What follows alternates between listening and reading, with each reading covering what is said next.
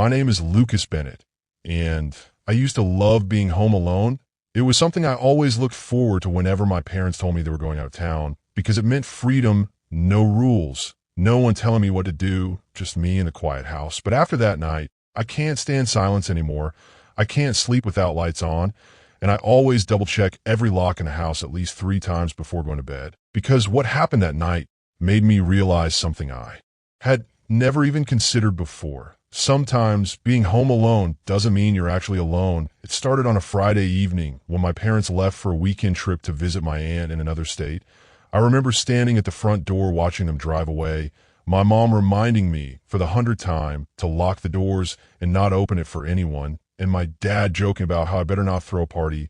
I laughed it off, telling them everything would be fine, because honestly, I had been home alone before and nothing bad had ever happened.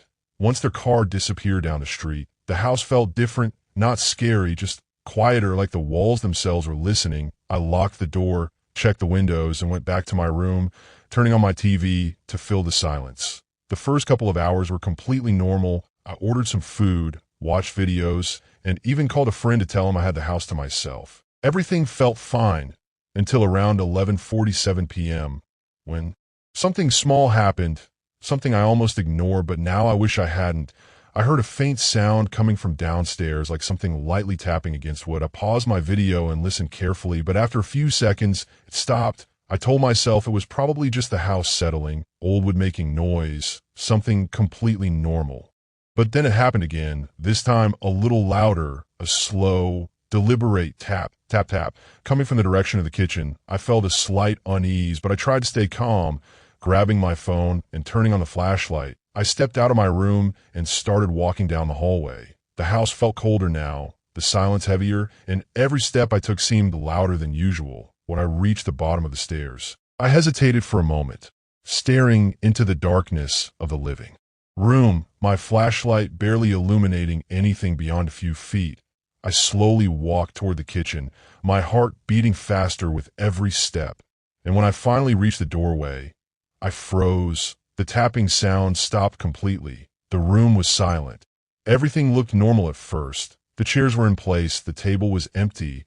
Nothing seemed out of the ordinary. I let out a small breath, feeling slightly relieved, and turned to leave. But as I did, my flashlight passed over something that made my stomach drop. One of the kitchen chairs was slightly pulled out, not enough to be obvious, but just enough that I knew it hadn't been like that before. I stood there staring at it. My mind tried to come up with a logical explanation. Maybe I had moved it earlier and forgot. Maybe it was nothing, but deep down, something felt wrong. I slowly pushed the chair back into place, my hand shaking slightly, and that's when I heard it again, but this time it wasn't a tapping sound. It was something else, something much worse, a slow creak coming from upstairs from the hallway right outside my room.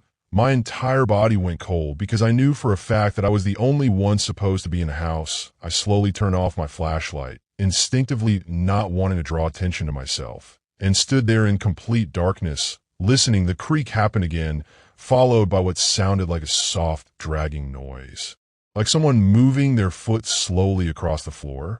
I couldn't move, couldn't think. I just stood there frozen, listening as the sound continued. Step drag, moving closer to the stairs. I felt my heart pounding so hard it hurt. And then, suddenly, everything went silent again, a silence so deep it felt unnatural, like the entire house had stopped breathing.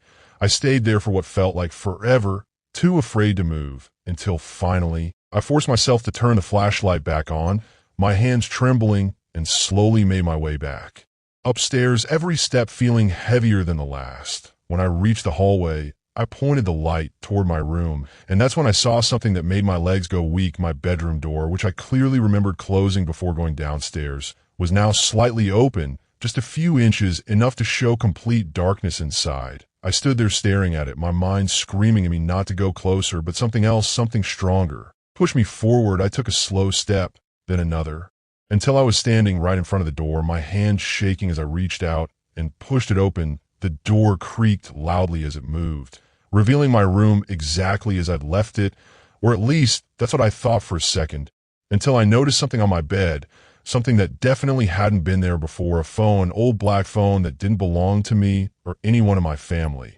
lying right in the center of my bed. I stared at it in confusion and fear, my mind racing with questions. How did it get there? Who put it there? And more importantly, who else was in the house? I slowly stepped into the room, my eyes locked on the phone, and just as I got close enough to reach it, the screen suddenly lit up on its own, and a message appeared, one single line of text that made my blood run cold instantly. It said, "I'm already inside." My heart stopped the moment I read those words on the screen. I'm already inside. And for a few seconds I couldn't move, couldn't think. I just stood there staring at that phone lying on my bed as if it was something alive, something watching me, the glow from its screen lighting up my room in a way that felt completely wrong. I slowly reached out, my hand shaking uncontrollably, and picked it up. The surface of the phone was cold, colder than it should have been, like it had been sitting outside in the winter air. And as soon as I touched it, the screen changed again, another message appearing instantly, like whoever was typing knew the exact moment I grabbed it. "You shouldn't have come back upstairs." I felt my chest tighten, panic rising in my throat as I looked around my room, the corners suddenly feeling darker, deeper, like something could be hiding just out of sight. I backed away slowly, still holding the phone, my mind racing with possibilities. Maybe someone had broken in. Maybe this was some kind of sick prank, but none of it made sense. How would they know exactly what I was doing? How would they know where I was? And then another message appeared. "Check the closet." My eyes snapped toward the closet door on the other side of the room. It was slightly open, just enough to show darkness inside. A darkness that felt heavier than it should have been, like it wasn't just empty space. I shook my head immediately, whispering to myself, no way. Every instinct in my body was telling me not to go near it, to run, to get out of the house as fast as possible. But at the same time, something about the situation felt wrong in a different way, like I was already too late, like whatever was happening had already crossed the point of no return. My phone buzzed again, another message. "It's waiting." That was it. I dropped the phone onto the bed and back toward the door, my breathing shallow and fast. I didn't care anymore about what was in the closet. I just needed to leave. I turned and ran out of my room, nearly tripping as I rushed down the hallway and down the stairs, my heart pounding so hard I could barely hear anything else. I reached the front door, grabbed the handle, and tried to open it, but it wouldn't budge. I froze, confused. I tried again, harder this time, but it was locked, which didn't make sense because I hadn't locked it from the inside. My hand started shaking as I fumbled with the lock, finally turning it and pulling. The door opened, the cold night air hitting me instantly. I didn't even think. I just ran outside down the driveway, not stopping until I was halfway down the street. I turned around, breathing heavily, staring at my house, every light inside still off, every window dark. It looked completely normal, completely empty, like nothing had happened at all. I stood there for a moment, tried to calm myself, telling myself it was over, that I was safe now, but then I noticed something that made my blood run cold all over again. One of the upstairs windows, my window, had something in it, a shape barely visible in the darkness, standing perfectly still, watching me. I couldn't see its face, couldn't make out any details, just a silhouette, tall and unmoving.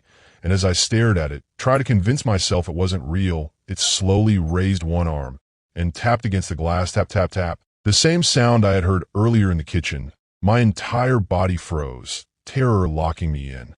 Places I realized something I hadn't thought about before, something that made everything worse. I had checked the entire house earlier, or at least I thought I had, but I never checked the attic. My phone buzzed in my pocket, and with trembling hands, I pulled it out, even though I already knew what I was going to see, a message from an unknown number, the same number. It read, "You left too early." I felt tears in my eyes as I looked back up at the window, but the figure was gone. The room empty again, like nothing had ever been there. I didn't go back inside that night. I stayed outside until morning, sitting on the curb, watching the house, waiting for something else to happen, but nothing did. When the sun finally came up, I called my parents and told them everything. They came back immediately, and we called the police. They searched the entire house, every room, every closet, even the attic, but they didn't find anyone. No signs of forced entry, no evidence that anyone had been there at all, except for one thing, something that still doesn't make sense to me even now. When they checked my room, they found the phone lying on my bed exactly where I had dropped it.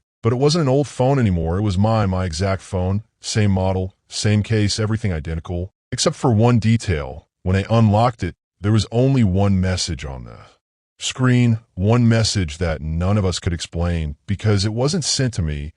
It was sent from my number, and it said, "I'm still inside."